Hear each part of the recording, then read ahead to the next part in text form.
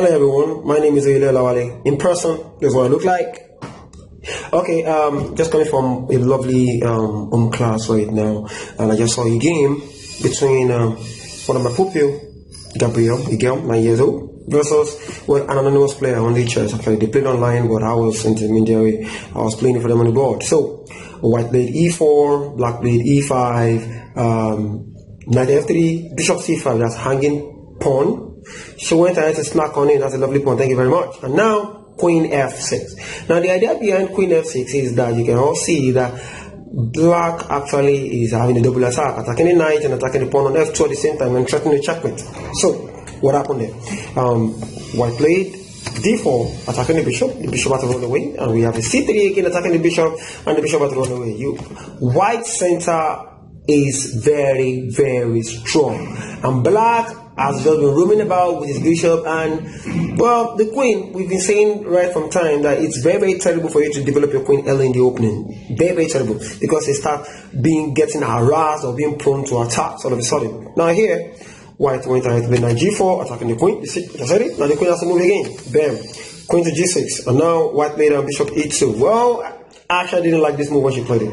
I was like, why not play bishop d3? Because right now the queen is already defending. The queen is defending the knight on g4. So just the bishop on d3 and threaten a discovered attack on the queen and the bishop at the same time. See, something like the pawn attacks the bishop and the bishop here. A minute. Bishop will be here by then and will be attacking the queen. And all of a sudden, this is wonderful, isn't it? That's provided it waits, of course.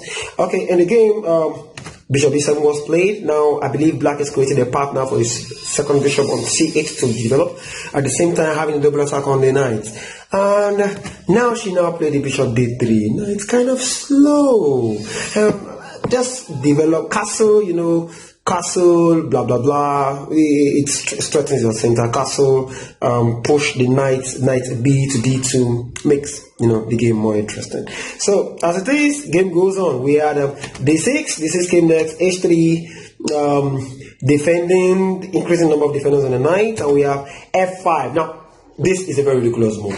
Actually, I don't know the idea behind f5. f5 is terrible. It's a very, very terrible move. Now pawn takes pawn, bishop takes pawn, bishop takes bishop, queen takes bishop, and suddenly castle. White is very, very okay. Remember, black has not developed most of his pieces. His knight and rook are still sleeping on the queen side. Same thing on the king side. But in the case of white's bishop is activated. Yes, his king is safe. The king can just dump to the center. The rook can come into the center open file. This is e1 file, e file rather, and take control. And knight develops, before I know what's going on, black is looking like he's in trouble. But the game went on knight f6. Knight f6, now black wants to castle, of course, very as fast as possible. So we have knight d2, knight e4, and this is another ridiculous move. In my own opinion, I don't get what the knight is doing there. All of a sudden we have a knight takes knight, queen takes knight, and now the queen has a chance to go to b3, or the bishop can even go to g5 and threatening. See, I love this. Just look at this. Bishop goes to g5, and the idea now is that if bishop takes bishop, then bam, a pin, and suddenly the queen is there. Wow. Okay, of course, in the game, let's go back to the game. After queen e1, black captured, queen takes, the rook takes. Now there's a pin there. The rook now is definitely pinning the bishop to the king. Unfortunately, we just, one of the puzzles we've been solving, I think the puzzle book, we've been solving actually about 400 puzzles. We've treated more stories, more interesting positions on the pins, actually. So finding this pin was a little bit easier for us. So knight d7 was playing in the game, which is a terrible move. And guess what? When you pin a piece, all you have to do is to increase the number of attackers on the pin piece. For example, in this position here, black play, white play, bishop g5, increasing the number of attackers on the pin piece. Suddenly, that looks like a free bishop.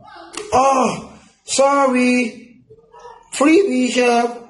What are we gonna do? Nothing. Here, black decided to counterattack. Counterattack, h5. Oh my god, like this. If you take my bishop, I'll take your knight. Forgotten that there is something we call intermezzo, in between move. Now the rook is the one to take, saying check, bam.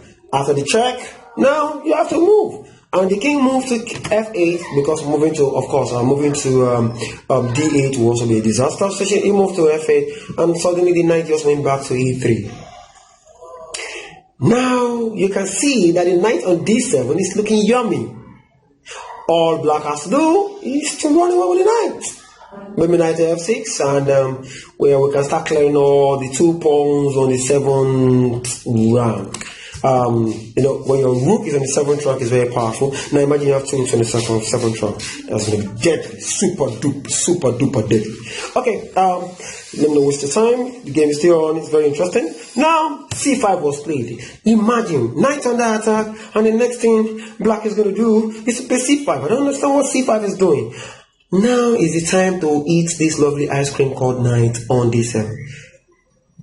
To my amazement, a player played knight d5. I was wondering, what's the meaning behind knight d5? And the next thing, black still left the knight alone for it to be captured. He played c times d4.